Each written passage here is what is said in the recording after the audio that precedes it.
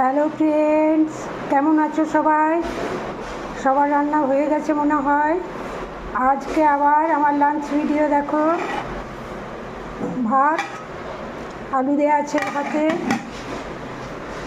মুসুর ডাল,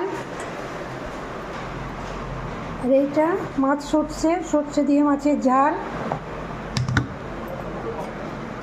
কাঁচা পোস্ত,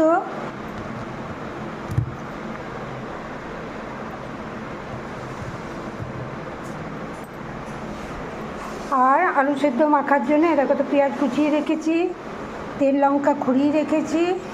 ঝাল ঝাল করে মাখা হবে। আমরা পেঁয়াজ ভেজে মাখি না, কাঁচা পেঁয়াজ দিয়ে মাখি, আমাদের ওইটাই ভালো লাগে। তাহলে আজকে আমাদের আলু সেদ্ধ, কাঁচা পেঁয়াজ, তেল লঙ্কা খড়া দিয়ে, কাঁচা পোস্ত, মাছ সর্ষে, মুসুর ডাল, ভাতে আলু সেদ্ধ দেওয়া আছে। আবার নেক্সট ভিডিওয় দেখা হবে।